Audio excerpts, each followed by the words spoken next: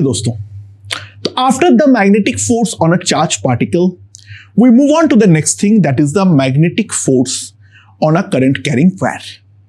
तो ये मेरा एक करंट कैरिंग वायर है जिसके थ्रू करंट फ्लो कर रहा है आई, और मैग्नेटिक फील्ड वहां पर स्पेस में एग्जिस्ट करता है बी वेक्टर। मैंने यहां पर जो number of free electrons per unit volume है वो मैं दे रखा हूं, मान लो है हमारा एन। ठीक है, तो मैं एक बहुत छोटा सा करंट एलिमेंट काट लिया जिसको मैं रिप्रेजेंट कर रहा हूं डीएल वेक्टर से। क्रॉस सेक्शनल एरिया उस जगह पर है ए। तो सवाल ये है, जो हमारा चार्ज पर इलेक्ट्रॉन अगर -e है और ड्रिफ्ट वेलोसिटी को मैं रिप्रेजेंट करता हूं वीडी वेक्टर से, we have to find the force on this current element due to the existing magnetic field. तो वो हम किस तरीके से करेंगे इसके बारे में एक बार देखते हैं। Pretty simple and straightforward. If you see, जो हमारा फोर्स ऑन वन इलेक्ट्रॉन होगा वो कितना होगा? Force on one electron, that is nothing but Q into V cross B. Q is a -e. V is the drift velocity. Right? अच्छा, ये जो current carrying element है इसको अगर मैं बाहर लाके देखूं तो इसको मैं एक बार के लिए स्ट्रेट कर देता हूं। Try to realise this is my DL vector. Length जो है वो हमारा है डीएल, यहां पर हमारा एरिया है ए, और यहां पर जो हमारा इलेक्ट्रॉन फ्लो कर रहा है वो करंट के डायरेक्शन का हमेशा ऑपोजिट होता है। तो इलेक्ट्रॉन का जो ड्रिफ्ट वेलोसिटी है उसका डायरेक्शन है वीडी वेक्टर। इसका जो डायरेक्शन है that is nothing but VD vector. तो अब क्या है हमारे पास? अच्छा, इसका वॉल्यूम कितना है ये वाले टुकड़े का? क्रॉस सेक्शनल एरिया ए है, लेंथ है डीएल, इसको मैं प्रैक्टिकली एक सिलेंडर मान सकता हूं, तो वॉल्यूम है एडीएल। तो ऑब्वियस सी बात है, number of electrons is nothing but NaDl। Right, तो एक इलेक्ट्रॉन के ऊपर इतना फोर्स हमारे पास अगर होता है तो ये वाले पूरे के ऊपर जो हमारा डीएफ वेक्टर होगा, can I write it as -NaE dl VD vector cross B vector. अच्छा, मैं कोई भी वेक्टर को लिख सकता हूं उसका मैग्नीट्यूड इनटू उसका जो यूनिट वेक्टर है वो। सो इसको मैं ऐसे लिख दे रहा हूं, -NE VD dl VD cap cross B vector. Now if I realise जो ये वाला क्वांटिटी हमारे पास आता है that is nothing but the current I, that is nothing but the current I. तो हमारे पास जो डीएफ वेक्टर आ गया है that is equals to -IDL VD cap cross B vector. Now soon we realise जो हमारा डीएल वेक्टर है वो हमारा इस डायरेक्शन के अलोंग है और जो वीडी वेक्टर है वो इस डायरेक्शन के अलोंग है। तो मैं एक चीज तो लिख सकता हूं, जो हमारा डीएल कैप होगा that is nothing but the VD cap.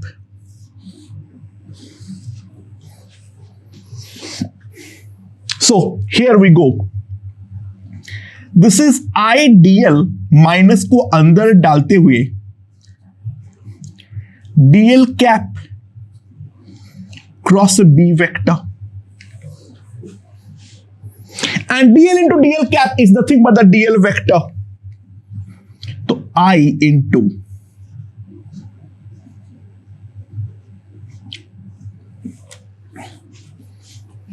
तो यहां से मैं सिंपली एक चीज लिख सकता हूं, जो हमारा जो एम्पियर फोर्स है, that ampere force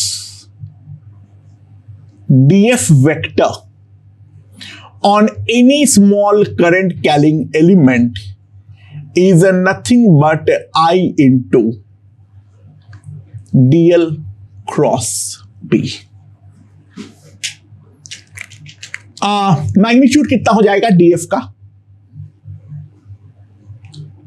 That will be IB dl into sine theta.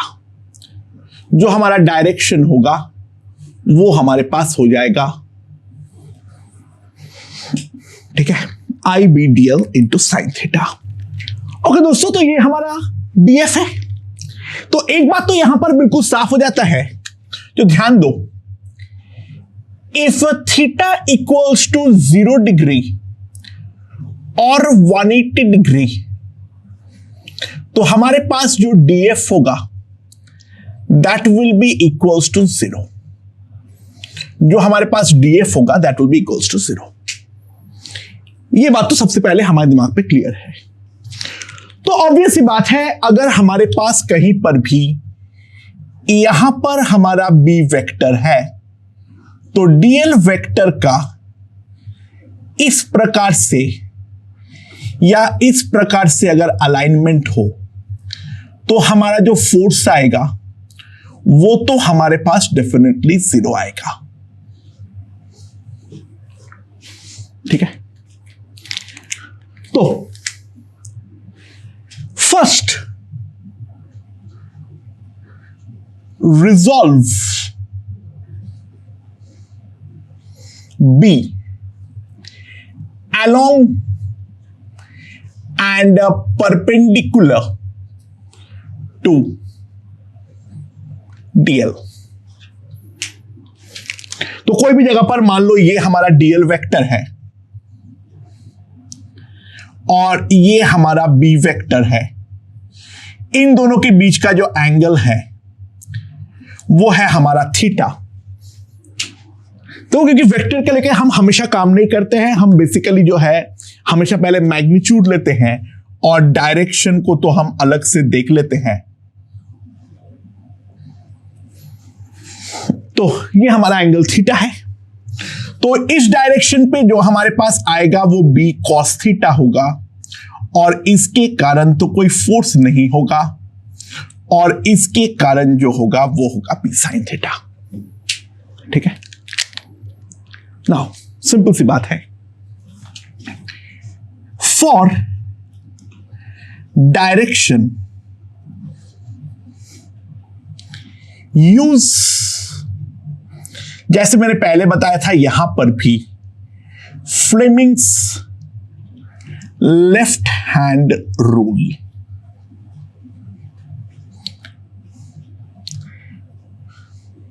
For direction use the Fleming's left hand rule. तो क्या है, लेफ्ट हैंड के फर्स्ट फिंगर, मिडिल फिंगर और थंब तीनों को आपस में परपेंडिकुलरली सेट करो. ठीक है. तो ये है हमारा फर्स्ट फिंगर और इससे परपेंडिकुलर हमारे तरफ जो है ये है हमारा सेकेंड फिंगर और इस डायरेक्शन के अलोंग जो है that is my thumb. This is all for the left hand.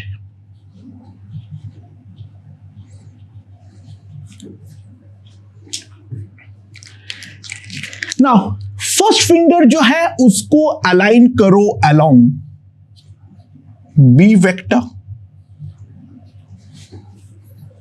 जो सेकेंड फिंगर है उसको अलाइन करो अलोंग डीएल वेक्टर और simply the direction of current आई.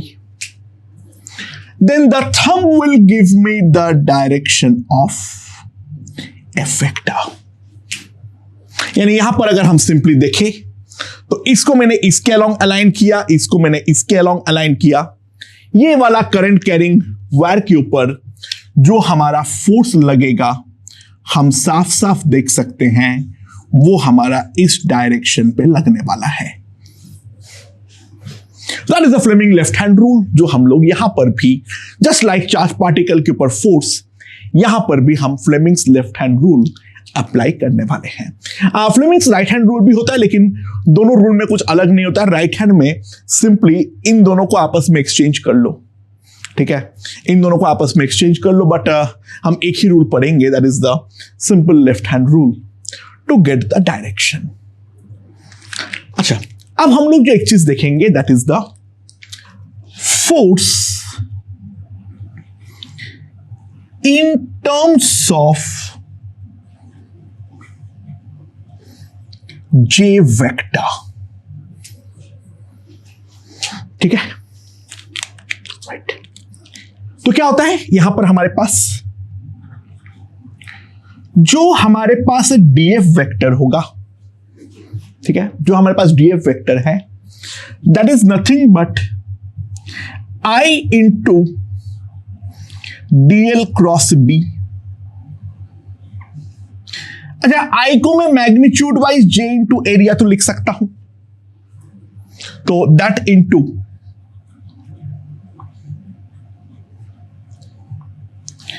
अच्छा डीएल को जो मैं लिख सकता हूं, that will be DL into DL cap. Now we have to realise जो हमारा डीएल वेक्टर कैप का डायरेक्शन होगा वही तो हमारा करंट का डायरेक्शन है, यानी इसी डायरेक्शन में हमारा जे कैप भी है। So realise this thing, this will be J A DL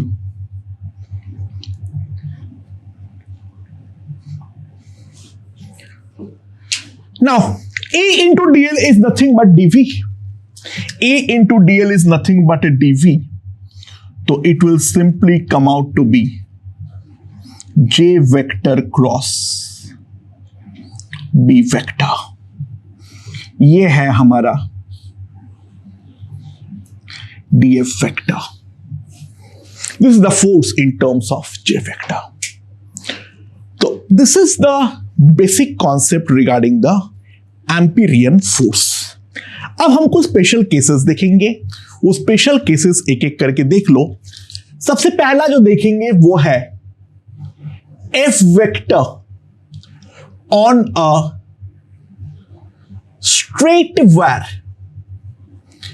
पहली बात तो ये हमारा स्ट्रेट होना चाहिए, straight wire in a uniform magnetic field. अगर हमारा वायर स्ट्रेट है और हमारा मैग्नेटिक फील्ड जो है वो हमारा यूनिफॉर्म है, यानी वो हमारा हर पॉइंट पे जो है वो हमारा सेम है, तो इन दैट केस हम किस तरीके से करेंगे, ठीक है, राइट। सो हियर वी गो, ध्यान देना, जो हमारा डीएफ वेक्टर है वो हमारा क्या है, I into D L vector cross B vector.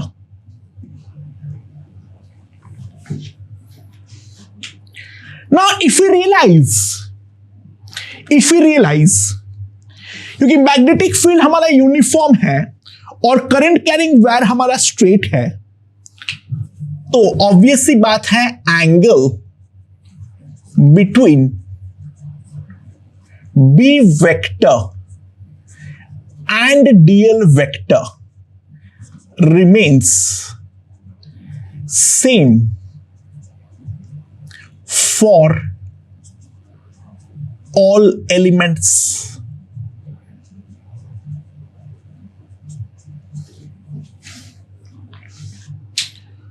तो try to realize जो हमारा टोटल फोर्स आएगा F vector, that will be I, current तो हमारा सेम ही है, DL vector cross B vector.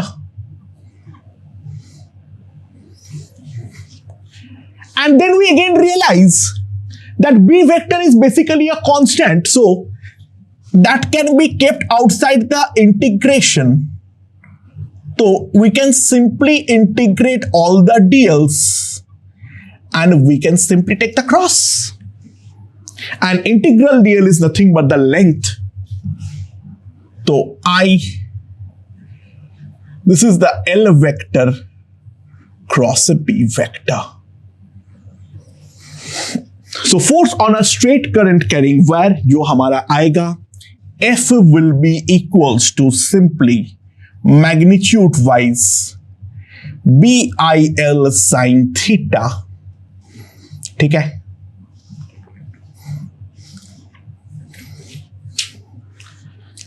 Simply हम बोलेंगे resolve B and use Fleming's left hand rule to get direction.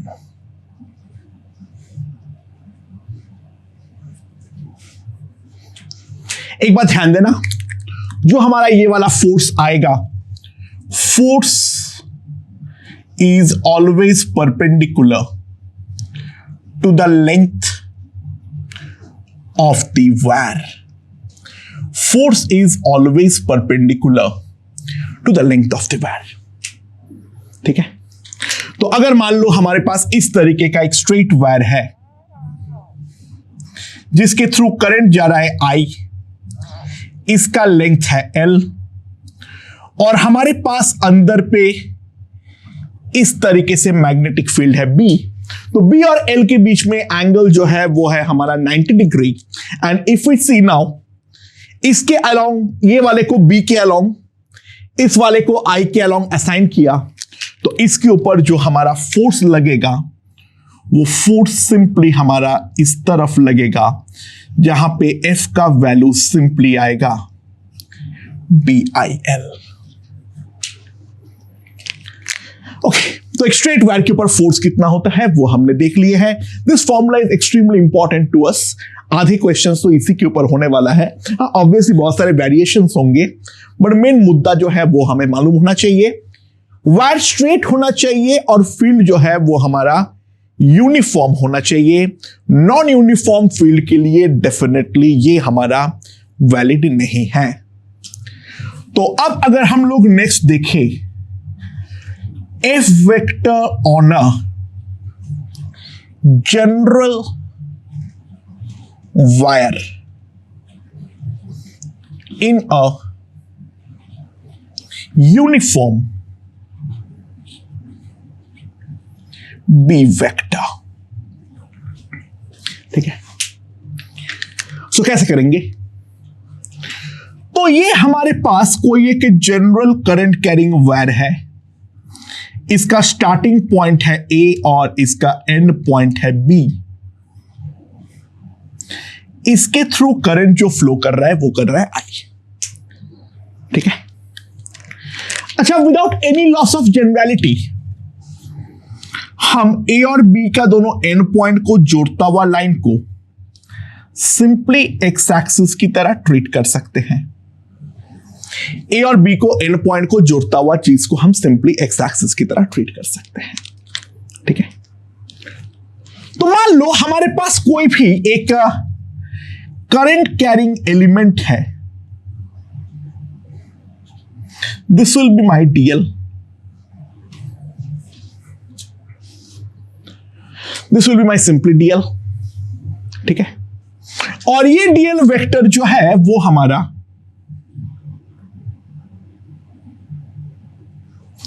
Theta angle पे इंक्लाइंड है. ठीक है, तो without any loss of generality again मैं लिख सकता हूं DL वेक्टर विल बी कितना, dx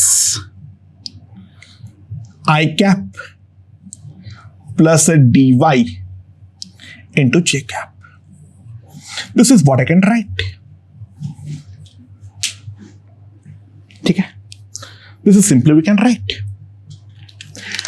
अच्छा, इसके ऊपर जो हमारा मैग्नेटिक फोर्स होगा, अगेन मैंने इस तरीके से मान लेता हूं, कोई फर्क तो नहीं पड़ता है। तो B इस तरीके से, DL इस तरीके से, फोर्स जो लगेगा वो हमारा इस तरीके से लगने वाला है, इस चीज के परपेंडिकुलर ऐसे लगने वाला है। DF का मैग्नीट्यूड कितना होगा? जो हमारा DF आएगा that will be BI into DL, क्योंकि B और DL जो है वो हमारा आपस में परपेंडिकुलर है, तो ये हमारे पास आ जाएगा BI इंटू DL। ठीक है, and now we can resolve it into two components. अगर हम ध्यान दें, यहां पर हमारे पास दो कंपोनेंट आएगा, एक ऐसा और एक ऐसा। ये हमारा परपेंडिकुलर है तो ये हमारा कॉस थीटा है, ये वाला एंगल हमारा थीटा है। तो ऑब्वियस सी बात है, जो हमारा dfx आएगा, dfx जो आएगा हमारे पास, so that will be simply BI dl sine theta, और dfy जो हमारे पास आएगा that will be BI dl cos theta. ये dfx होगा और ये dfy होगा, तो BI dl sin थीटा और BI dl cos थीटा। अब अगर मैं ध्यान दूं, यहां पर ये हमारा dl है, x एक्सिस के साथ एंगल बनाता है थीटा, तो ये हमारा dy है, ये हमारा dx है। सो ट्राई टू रियलाइज, जो dl sin theta is nothing but dy, so that will be BI dy, और यहां पर जो हमारे पास आएगा BI dx। अच्छा, एक्स एक्सिस के अलॉन्ग ये वाला पॉइंट को 0 मान लो और ये वाला पॉइंट को L पे मान लो। तो अगर हम fx निकालें, that will be BI dl integral dy. Try to realize both the endpoints are at x-axis, so it will be 0, 0.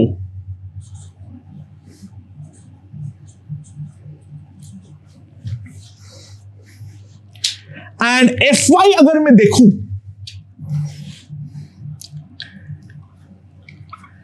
BI integral dx,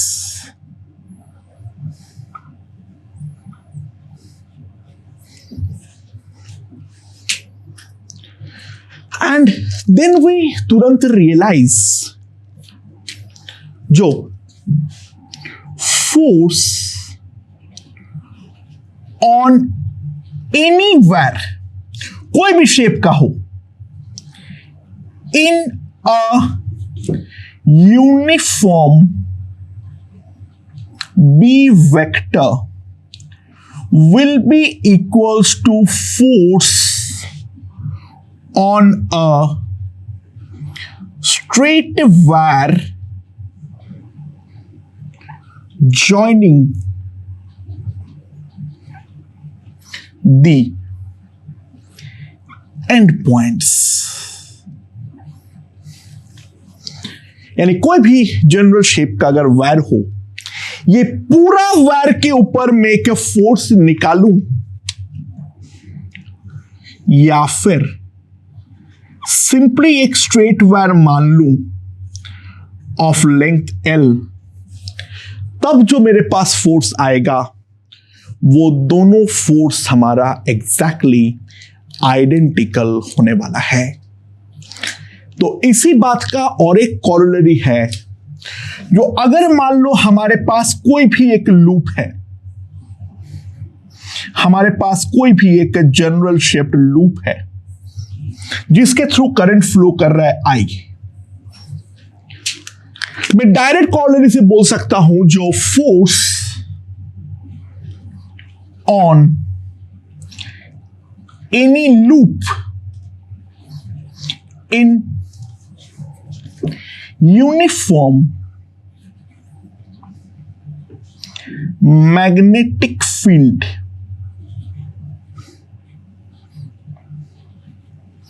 must be equals to 0। Magnetic field an uniform होना चाहिए, non uniform के लिए बिल्कुल बातचीत नहीं कर रहा हूं, वो तो नॉन जीरो आएगा। What is the proof? Simply ये लूप में दो एंड पॉइंट ले लो, ठीक है, कैसा भी मैग्नेटिक फील्ड है, तो ये ए टू बी यहां तक जाने के लिए मैं सिंपली इन दोनों को जोड़ता हुआ एक आई का वैल्यू ले सकता हूं, और नीचे वाले पार्ट पे जब मैं बी टू ए जाऊंगा तो कोई भी जनरल शेप के लूप के लिए मैं इसके अलोंग उतना ही लेंथ का एक आई लूंगा, तो हमारे पास जो आई नेट है, that I net will be equals to 0। So force on any loop in uniform magnetic field is always equals to 0, ठीक है। तो जनरल शेप का वायर, स्ट्रेट वायर और लूप के लिए यूनिफॉर्म मैग्नेटिक फील्ड में हर जगह पे मैं बार बार स्ट्रेस दे रहा हूं, for the uniform magnetic field these are all going to be equals to 0। Okay दोस्तों, अब हम देखेंगे force between two parallel wires. तो हमारे पास सबसे पहले एकदम बेसिक केस करेंगे। हमारे पास दो वायर्स हैं इनफाइनाइट लेंथ के, यहां पर है minus infinity to plus infinity, और यहां पर जो है हमारे पास I2 करंट है plus infinity to minus infinity. इनके बीच का दूरी जो है वो है हमारा d। तो सवाल ये है, फाइंड फोर्स ऑफ इंटरैक्शन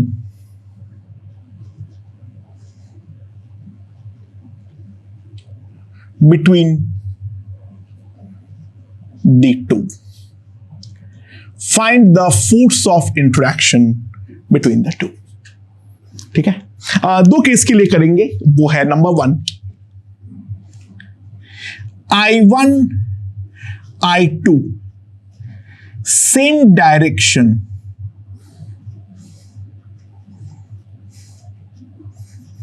और दूसरा I1 I2 they're in opposite direction।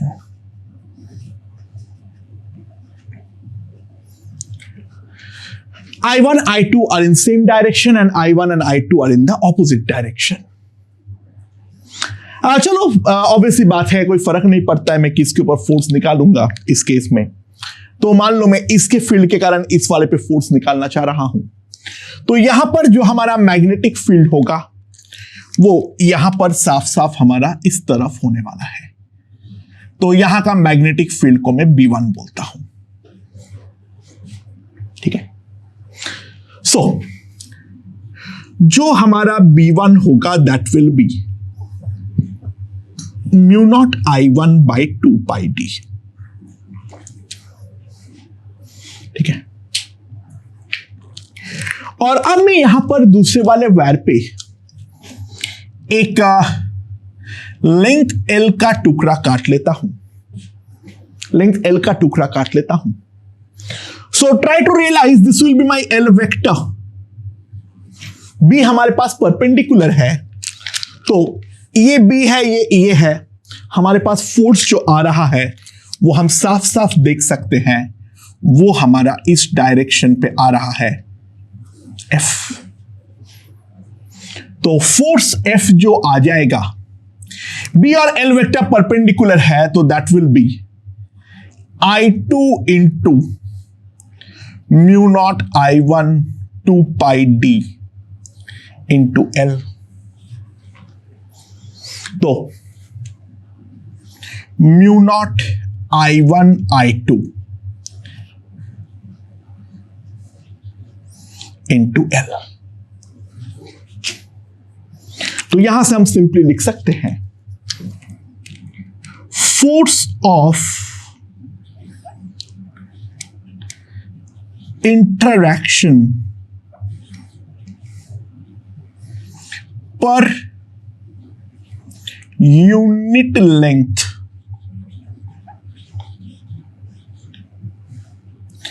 is equals to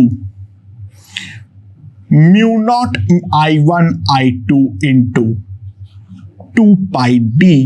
It is a very, very important result.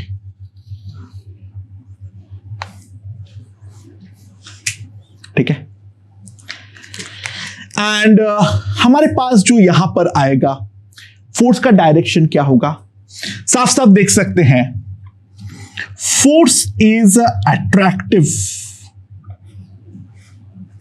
Force is attractive if in same direction. अगर सेम डायरेक्शन पे है तो हमारा फोर्स अट्रैक्टिव होगा, and repulsive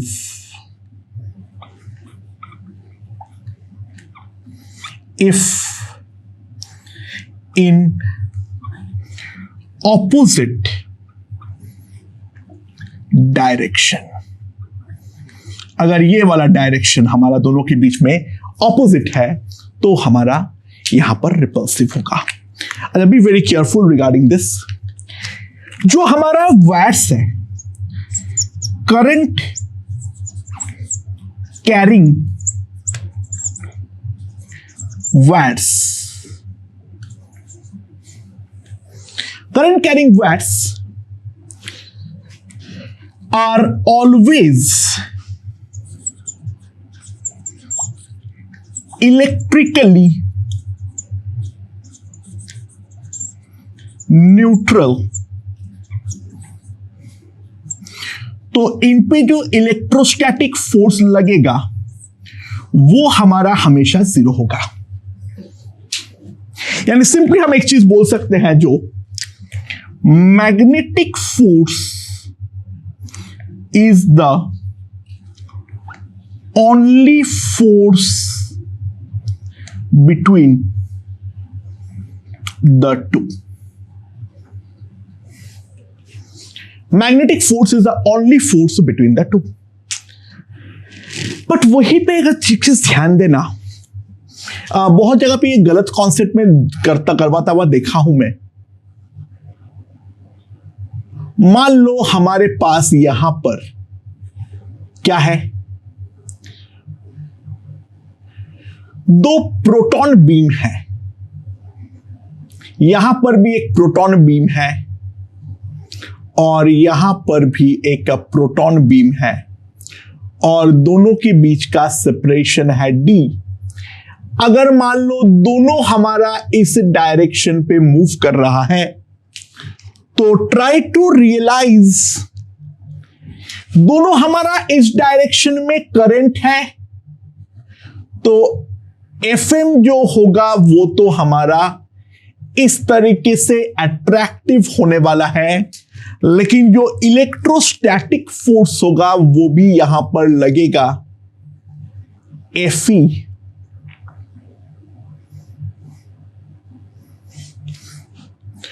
और हम एक चीज देखे हैं, जो Fe is much much greater than FM. Fe is much much greater than FM. तो नेट फोर्स जो होगा, net force is always repulsive. जो हमारा नेट फोर्स होगा वो हमेशा ही हमारा रिपल्सिव होने वाला है. इस बात को हम सबसे पहले रियलाइज करें. तो दोस्तों, दो पैरेलल वायर के बीच में फोर्स जो है वो हमने यहां पर देख लिए हैं. तो थियोरेटिकली हमें जो जो अंडरस्टैंडिंग की रिक्वायरमेंट थी वो हमने सारे के सारे यहां पर कर लिए हैं. अब हम लोगों की क्वेश्चन की बारी आती है. क्वेश्चन हमें भर भर के सॉल्व करना है, एक एक करके वो सारे के सारे हम देखते हैं. ओके ओके दोस्तों, ये क्वेश्चन देखते हैं। मेरे पास एक स्क्वायर लूप है जिसका साइड लेंथ है L और उस पर करंट फ्लो कर रहा है I। जो हमारा B वेक्टर है वो एक साइड के हमारा इस तरीके से पैरेलल है, तो हर एक साइड पे कितना फोर्स हमारा लगेगा और नेट जो लूप पे फोर्स है वो कितना होगा। लेट्स सी, मैं नाम दे देता हूं थोड़ा सा, A B C D। अच्छा, नाउ वी रियलाइज क्योंकि ए बी और सी डी के लिए बी वेक्टर और एल वेक्टर जो है वो आपस में पैरेलल है, तो F A B will be equals to F C D, that will be equals to 0। तो what's important to us is the F B C. तो बीसी के लिए अगर हम ध्यान दें, ये है हमारा B और ये है हमारा C। इस डायरेक्शन पे हमारा B वेक्टर है, लेंथ जो है वो इसका L है, करंट जो फ्लो कर रहा है वो हमारा I है। तो इसके अलोंग हमने असाइन किया लेफ्ट हैंड को, फर्स्ट फिंगर को B, दूसरे वाले को I के अलोंग असाइन किया, तो फोर्स जो आ रहा है वो हमारे पास इस तरफ आ रहा है। तो F B C will be simply equals to B I into L. And दूसरा अगर हम डीए के बारे में देखें, ये डी है, ये ए है, करंट ऊपर जा रहा है आई, ये हमारा बी वेक्टर है, ऊपर फोर्स हमारा अंदर की तरफ जा रहा है, स्ट्रेट वायर है, एंगल तो 90 डिग्री है, तो एफ डी ए जो हमारे पास आएगा that will be B I L cross. तो नेट फोर्स जो होगा F net F A B plus B I L dot plus B I 0 plus B I L cross, that is 0 होना भी चाहिए था। ये हमारा एक यूनिफॉर्म मैग्नेटिक फील्ड है और एक लूप पे जो हमारा फोर्स होगा वो हमारा 0 होगा। But please note, if we take an axis like this, these two forces, ये वाले पे फोर्स ऐसा आ रहा है और ये वाले पे फोर्स ऐसा आ रहा है, तो यहां पर ऐसा एक्सिस के about these two forces will create a couple, so the net torque is not necessarily 0. Depending upon the axis of rotation, there may be a torque existing. जो टॉर्क के बारे में बातचीत है वो हम नेक्स्ट पार्ट में करेंगे, ठीक है।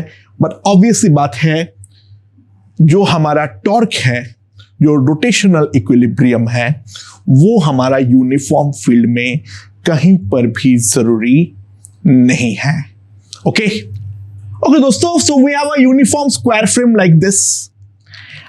ए वाले साइड पर जो है हमारा करंट आई एंटर करता है और वो बी वाले से निकल जाता है। मैग्नेटिक फील्ड भी उस तरीके से दिखाया हुआ है। तो ये वाले फ्रेम के ऊपर नेट फोर्स जो है वो हमारा कितना लग रहा है। एंड नाउ वी रियलाइज, क्योंकि द फ्रेम इज यूनिफॉर्म, तो ये ऊपर वाले का रेजिस्टेंस 3R होगा और नीचे वाले का रेजिस्टेंस R होगा, ठीक है। सो जब करंट का डिवीजन होगा तो ये वाले ब्रांच के थ्रू जो करंट जाएगा दैट विल बी 3I/4 और ये वाला जो हमारा करंट जाएगा वो जाएगा हमारा I/4। अच्छा, यहां पर मैंने 2 पॉइंट मार्क कर दे रहा हूं, ये मेरा C है, ये मेरा D है। We can clearly see that F AC will be minus FBD और नेट फोर्स में दोनों को कंप्यूट करने का कोई फायदा नहीं है। ये AC और DB का जो फोर्स होगा वो आपस पे हमारा कैंसल आउट करने वाला है, इस बात को रियलाइज करें।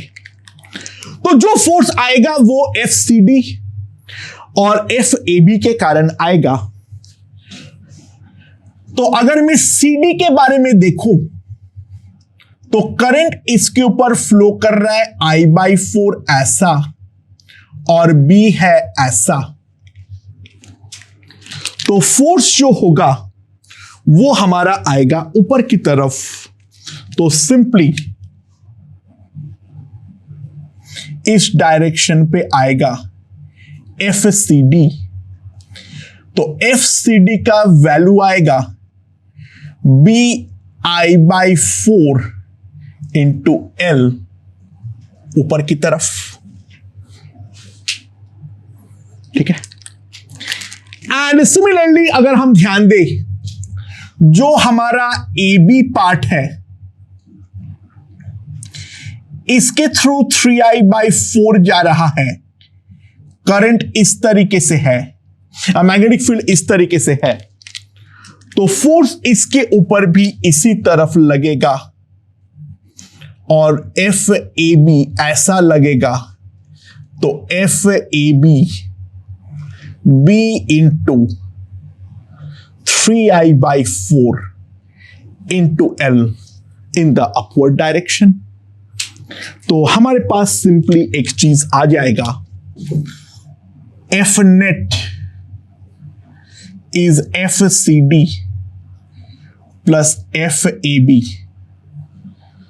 that will be simply BIL. So that is the net force acting on the loop. Direction जो है वो हमारा ऊपर की तरफ है। ओके दोस्तों, दो स्प्रिंग के सहारे सपोर्टेड मेरे पास एक रॉड है। रॉड का मास जो है वो हमारा M है, लेंथ जो है वो हमारा L है। दो स्प्रिंग के सहारे लगा हुआ स्प्रिंग कांस्टेंट है K। जी हमारा इस डायरेक्शन पे है। ठीक है, तो relevant data are given. We have to find the magnitude and direction of current I such that the springs remain unstretched. तो ऑब्वियस सी बात है, जो हमारा mg होगा that must be equals to BIL for rod. mg का direction तो हमारा फिक्स है, तो मैग्नेटिक फोर्स को ऊपर की तरफ ही होना पड़ेगा। मैग्नेटिक फोर्स जो है उसको डेफिनेटली हमें ऊपर की तरफ ही तो होना पड़ेगा। ठीक है, सो mg डाउनवर्ड है, BIL जो है वो हमारा अपवर्ड है। तो मैग्नेटिक फोर्स को अपवर्ड करने के लिए करंट का डायरेक्शन देख लेते हैं। तो B तो ऐसा है, फोर्स को मैंने ऊपर की तरफ रखा, तो करंट I साफ साफ हमारा इस तरफ आ रहा है। तो I must be from left to right. जो हमारा करंट होना चाहिए वो हमारा लेफ्ट टू राइट होना चाहिए। ठीक है, एंड जो हमारा मैग्नीट्यूड है उसके लिए सिंपल सी बात है, I must B mg by BL। तो M is 16 into 10 to the power of -3, G is 10.6 into, तो ये आ जाएगा 0.16 बाई 0.36, 4/9, 36, 4 कितना आ जाएगा, 9 4 36, 4 बचेगा, 0.44 एम्पियर। हमारा जो करंट होना चाहिए I that must be equals to 0.44 ampere. Okay दोस्तों, ये वाला क्वेश्चन देखते हैं क्या है मेरे पास।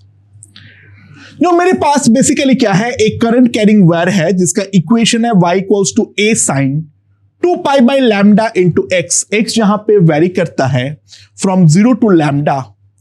Find the force on the wire if the current is equals to I. तो बी जो है वो हमारा इस तरीके से यूनिफॉर्म है. तो सबसे पहले इसको प्लॉट करने का ट्राई करता हूं.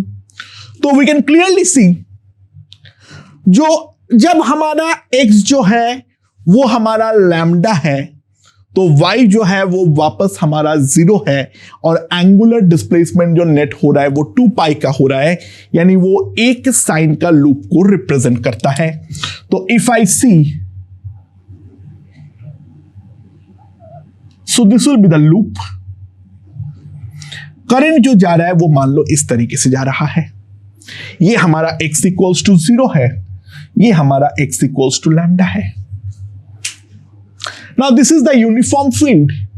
We know very very clearly जो भाड़ में जाए सब कुछ, इसके ऊपर जो फोर्स आएगा वही तो दोनों एंड पॉइंट को जोड़ता हुआ जो हमारा स्ट्रेट वायर होगा उसके ऊपर फोर्स आएगा. तो मैग्नेटिक फील्ड B जो है वो हमारा है ऊपर, करंट जा रहा है ऐसे, ठीक है. अब मैं ऐसे हमेशा उल्टा कर लेता हूं, ऐसे ऊपर दिखा रहा है मतलब नीचे कर लो. तो जैसे मैं दिखाया हूं, फोर्स जो आएगा F हमारा नीचे की तरफ आएगा और फोर्स सिंपली आ जाएगा मेरे पास BI इंटू लैम्डा. केवल दोनों एंड पॉइंट को जोड़ना है और कोई मेहनत हमें नहीं करनी पड़ेगी. ओके दोस्तों, अगला क्वेश्चन देखते हैं. Two parallel horizontal conductors are suspended by light vertical strings of length equals to 75 centimeter. Each conductor has mass per unit length equals to 40 gram per meter. When I is equals to 0, the separation is 0.5 centimeter. Equal current in both results in separation to be equals to 1.5 centimeter. Find the values and directions of current. अच्छा, obvious सी बात है repulsion हो रहा है, तो एक बात तो मैं बोल सकता हूं, जो I in both must be in opposite direction. क्योंकि रिपल्शन हो रहा है वरना सेपरेशन जो है वो हमारा क्यों बढ़ जा रहा है. तो ना if I draw the figure, मैं फ्रंट व्यू दिखा रहा हूं, तो ये हमारा पहले का दोनों के बीच का वर्टिकल लाइन था. This was 0.5 centimeter, and now the repulsion has taken place. So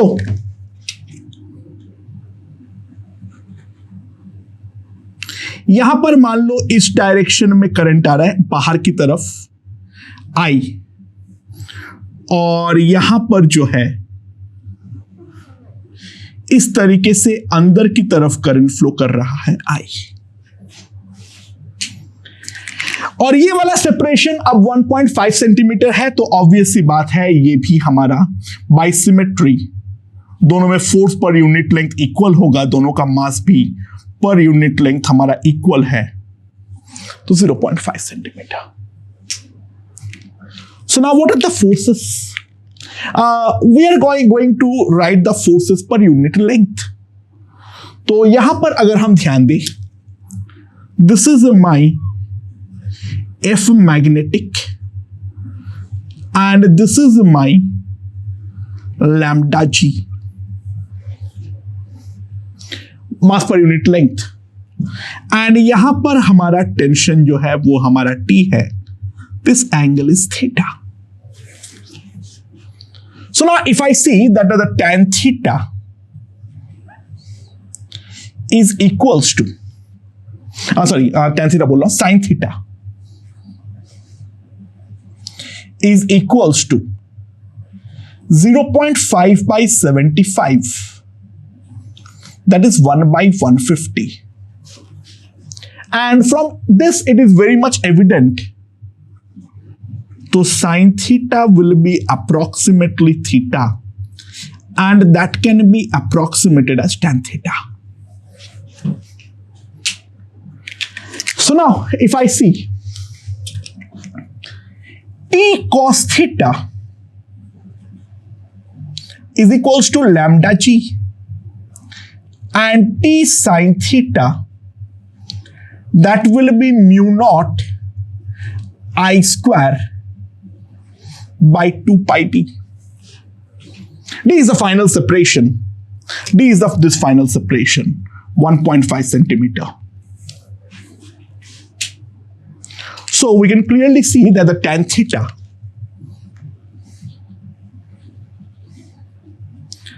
mu naught I square by 2 pi d lambda g. But tan theta is approximately 1 by 150. So what I can write is 1 by 150. Mu naught by 2 pi का value को मैं simply लिख सकता हूं 2 into 10 to the power minus 7 I square. D is a 1.5 10 to the power minus 2. Lambda is the mass per unit length. That is 40 gram per meter. 40 into 10 to the power of minus 3 into 10. So, अगर हम अब I square का value देखें तो I square कितना simple calculation है. तो I square कितना आ जाएगा मेरे पास 1.5 into 40 into 10 to the power of minus 4 divided by 150 into 2 into 10 to the power of minus 7. ठीक है, तो यहां पर हमारे पास आ जाएगा दिस इज गॉन. यहां पर काट के तो हमारा 2 बन जाएगा.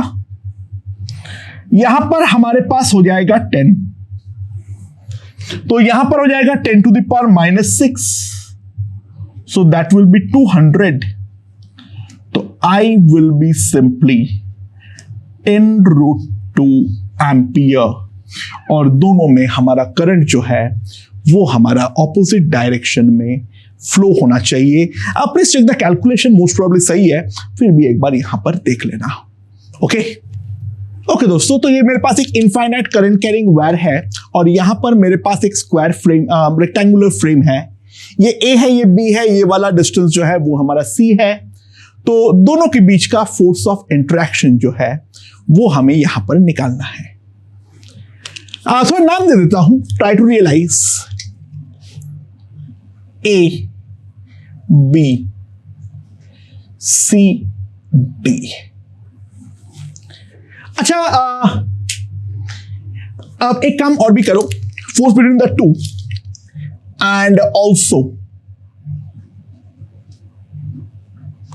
एफ बी सी भी निकालो अलग से.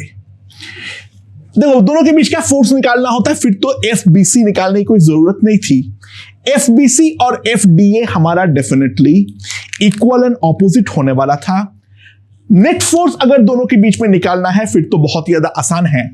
हम एक चीज लिख सकते हैं जो F B C is equals to minus F A D. तो उन दोनों का फोर्स को कंप्यूट करने का कोई फायदा नहीं है. ठीक है, राइट, क्योंकि बट ड्यू टू सिमेट्री हम ये चीज को साफ साफ यहां पर बोल सकते हैं. अब अगर हम लोग एफ ए बी को निकालें तो यहां पर ये दोनों पैरेलल वायर्स है, दोनों का सेम डायरेक्शन में करंट है तो हमारा अट्रैक्टिव होगा. तो ऑब्वियस सी बात है एफ ए बी जो आएगा फोर्स पर unit length that is mu naught I naught I by 2 pi C into the length of the wire is nothing but B, attractive. and FCD जो हमारे पास आएगा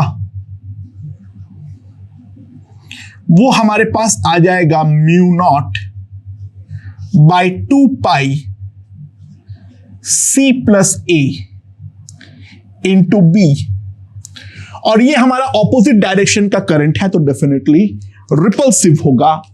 तो एफ नेट अगर हमें निकालना हो तो F net will be mu naught I B by 2 pi 1 by C plus A, and we can see that this will be mu naught I AB by 2 pi C into C plus A. The net force is attractive in nature. ध्यान देना, इसका field जो है वो non uniform है, distance varying है, तो loop के ऊपर नेट फोर्स हमारा 0 नहीं होने वाला है। अच्छा, FBC अगर मुझे निकालना पड़े तो ऑब्वियस सी बात है हमें इंटीग्रेशन की रिक्वायरमेंट कर लेनी पड़ेगी, बिकॉज मैग्नेटिक फील्ड हमारा वेरी कर रहा है। तो मैंने यहां से x दूरी पर एक का छोटा सा टुकड़ा काट लिया ऑफ थिकनेस dx। b जो हमारे पास आएगा वो हमारा अंदर की तरफ आएगा, मैग्नेटिक फील्ड बी हमारे पास साफ साफ अंदर की तरफ आएगा। एंड नाउ अगर हम डायरेक्शन देखें तो डीएफ जो आएगा वो हमारा ऊपर की तरफ आएगा। तो क्या हो रहा है अभी तक, फॉर बीसी जो हमारा मैग्नेटिक फील्ड होगा बी का वैल्यू कितना आ जाएगा, that will be mu not I not by 2 pi x. ठीक है, अंदर की तरफ फोर्स जो आ रहा है वो साफ साफ ऊपर की तरफ आ रहा है, देख लो। ठीक है, तो डीएफ जो हमारे पास होगा DF B C, that will be mu naught I 1 2 pi X into D X. तो हमारे पास नेट फोर्स जो आएगा एफ बी सी,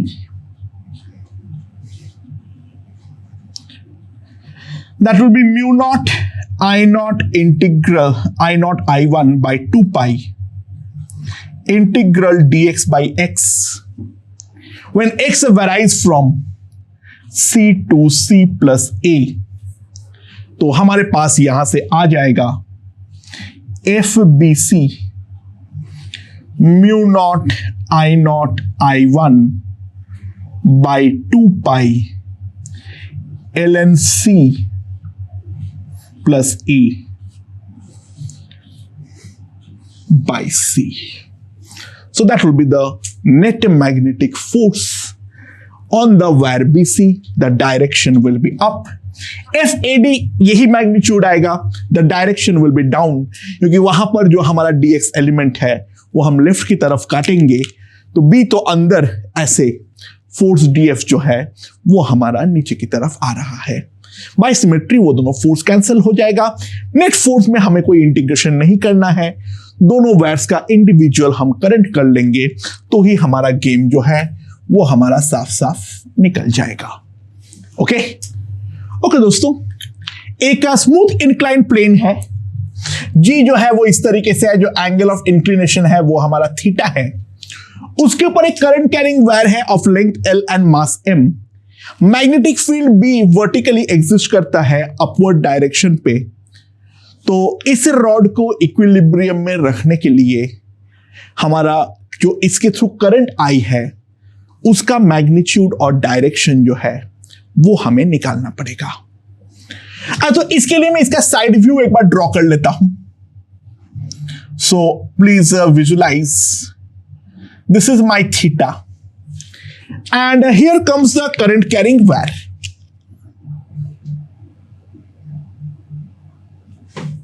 ठीक है,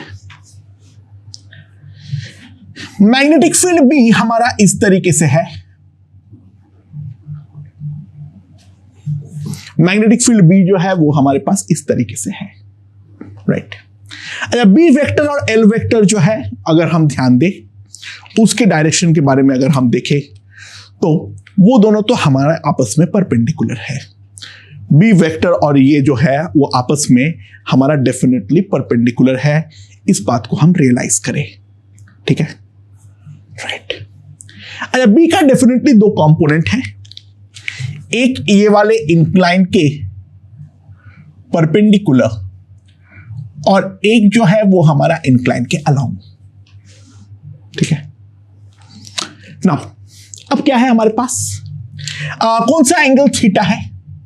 अगर हम ध्यान दें तो यहां पर एंगल थीटा बनेगा तो ये वाला एंगल हमारा थीटा है, so this will be B cos theta and this will be B sine theta.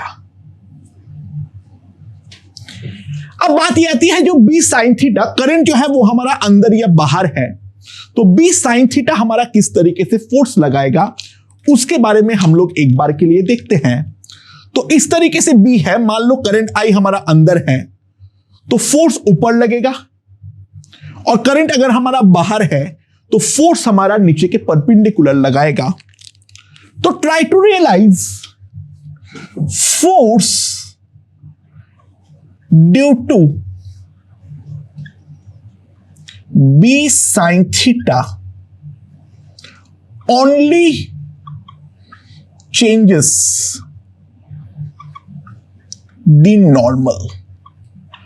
और क्योंकि हमारा इंक्लाइन प्लेन जो है वो कंप्लीटली स्मूथ है तो ऑब्वियस सी बात है वो कंप्लीटली स्मूथ होने के कारण हमारा कोई इफेक्ट जो है वो नॉर्मल का तो हमारा नहीं पड़ने वाला है।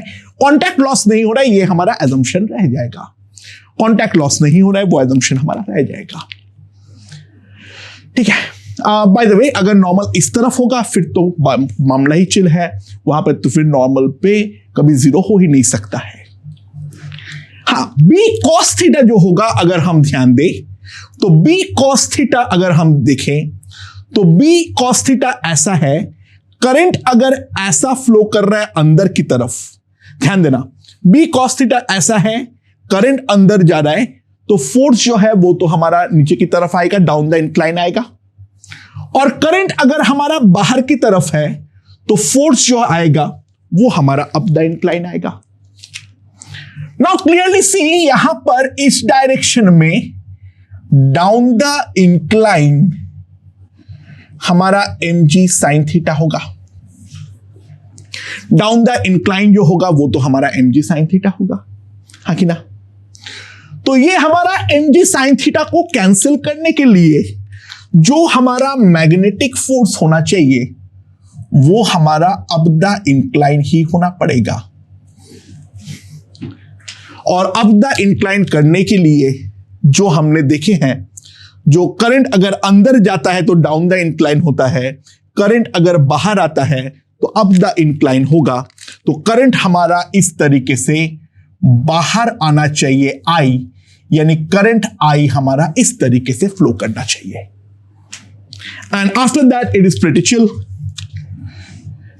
जो हमारा B cos theta into I L है that must be equals to mg sine theta.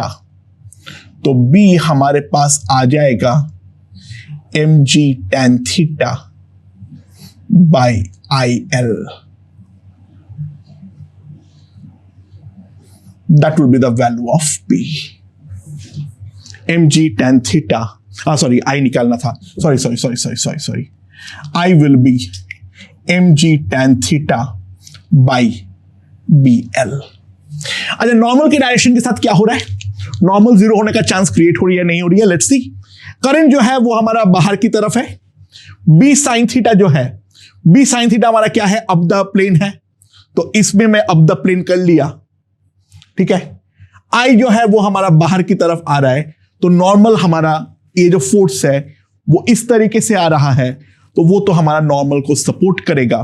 तो नॉर्मल को सपोर्ट करेगा फिर तो कोई टेंशन ही नहीं है, किसी भी हालत पर हमारा यहां पे तो प्लेन के अलोंग मोशन डिस्टर्ब होने का सवाल पैदा ही नहीं होता है। प्लेन के परपेंडिकुलर डायरेक्शन में कॉन्टैक्ट लूज का कोई टेंडेंसी क्रिएट होने का सवाल पैदा ही नहीं होता है। नॉर्मल कोई निकालने बोले, इन दिस केस हम सिंपली निकाल सकते हैं। तो नॉर्मल जो हमारे पास आएगा that will be simply mg cos theta plus BIL sign theta. तो कितना आ जाएगा मेरे पास, mg cos theta plus mg sine square theta by cos theta, that will simply come out to be mg sec theta. Okay दोस्तों, we have to find the force on torque of the wire. ये एक semi circular wire है, ये हमारा axis है torque निकालने के लिए। तो we have to find the force on the and torque on the wire if B is like this, uniform है, and B is like this. अच्छा, फर्स्ट वाले पार्ट के लिए हम क्या करेंगे, अब ये सी बात है, फोर्स के लिए तो बहुत सिंपल है, सिंपली यहां पर करंट कैरिंग वायर को जोड़ दो, इसका लेंथ जो है वो हमारा 2r हो जाएगा। तो फर्स्ट वाले पार्ट के लिए फोर्स जो होगा F, वो हमारे पास कितना आ जाएगा, that force will be simply equals to BI into 2r, that will be 2BIR।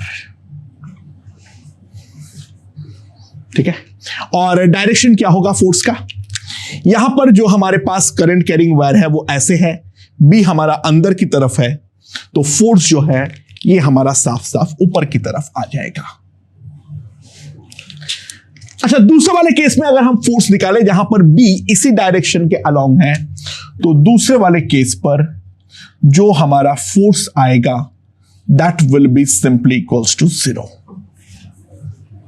अब टॉर्क जो है वो इस एक्सिस के अबाउट हमें निकालना है। तो फर्स्ट वाले पार्ट के लिए देखते हैं, यहां पर हमें क्या, at a general angle theta मैंने एक का छोटा सा टुकड़ा काट लिया ऑफ एंगल डी थीटा। ठीक है, यहां पर एक छोटा सा एंगल काट लिया मैंने डी थीटा का। तो जो मेरा फोर्स है डीएफ वो कैसे होगा, बी अंदर है, ये हमारा डीएल है, तो फोर्स जो हमारे पास आएगा ये वाले टुकड़े का इस तरीके से परपेंडिकुलर आएगा, यानी अलोंग द रेडियस आएगा। तो इस तरीके से हमारा डीएफ आने वाला है। डीएफ का वैल्यू क्या होगी, B I DL is nothing but R D theta. ये हमारे पास डीएफ आएगा।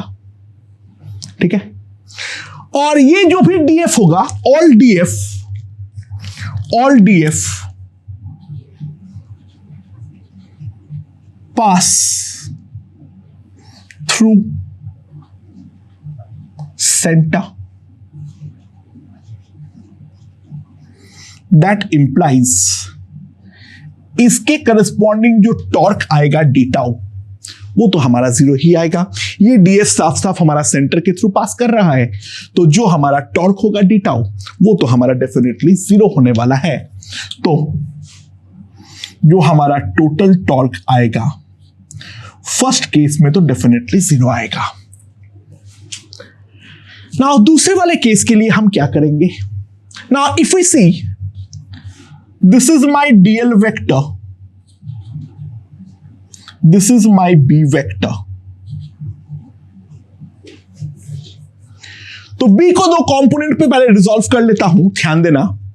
ये वाला जो हमारे पास एंगल होगा ये थीटा है, तो ये वाला एंगल हमारा थीटा है।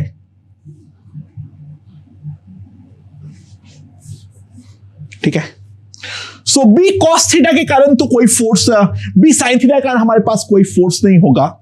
जो हमारा फोर्स आएगा वो केवल और केवल क्या बोल रहा था, सॉरी, बी साइन थीटा के कारण हमारा कोई फोर्स नहीं होगा। बी कॉस थीटा के कारण जो है वो हमारा फोर्स आने वाला है। डायरेक्शन एक बार चेक कर लो, ये बी ऐसे, करंट जो है वो हमारा ऐसे फ्लो कर रहा है, तो फोर्स जो है वो डीएफ हमारा अंदर की तरफ इस तरीके से जा रहा है।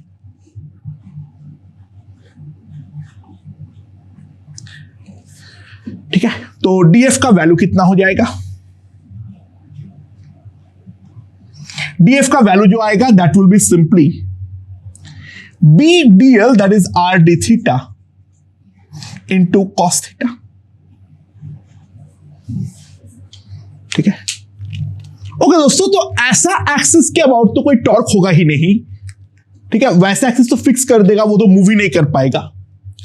तो अगर हम एक्सिस को सेंटर के थ्रू पास करता हुआ ऐसा वाला लेते हैं, ये एक्सिस ले लो, वो ज्यादा कंफर्टेबल रहेगा। सो this will be my df and we can see if this is r, this distance is nothing but r cos theta। तो जो हमारा टॉर्क होगा डी टाउ, ठीक है, वो जो टॉर्क होगा हमारा डी टाउ, ये वाला और ये वाला ऑब्वियसली आपस में जो है वो हमारा कपल बनाएगा। So that will be nothing but B I R square cos theta into T theta. D tau जो होगा वो हमारे पास क्या आ जाएगा? B I R square into cos square theta into T theta. ठीक है, बिकॉज ये आर्म लेंथ जो होगा वो हमारे पास आर कॉस थीटा आएगा। तो जो हमारा टोटल लेंथ आ जाएगा D tau tau 2 square integral cos square theta D theta we have to integrate from 0 to pi by 2। 0 to pi मत कर देना, मैंने into 2 ऑलरेडी कर दिया हूं। The reason is pretty simple and straightforward। जो हमारा जिस कारण पे जो हमारा इंटीग्रेशन जो है, if we see हम इधर का और इधर का कपल कंसिडर कर ले रहे हैं, इसलिए हमारा टॉर्क में into 2 आ जाएगा। सो टॉर्क टाउ जो आएगा that will be B I R square 0 to pi by 2 1 plus cos 2 theta d theta। Now cos 2 theta का इंटीग्रेशन में sin 2 theta आएगा, ये वाला लिमिट पुट करना यूजलेस हो जाएगा, sin pi माइनस sin 0 आएगा। So I am not considering that. तो हमारे पास सिंपली आ जाएगा B I R square into pi by 2। So that is the net torque that is acting about this axis। इस axis के about ये हमारा प्लेन के अंदर बाहर जो है वो हमारा घूमने वाला है। ओके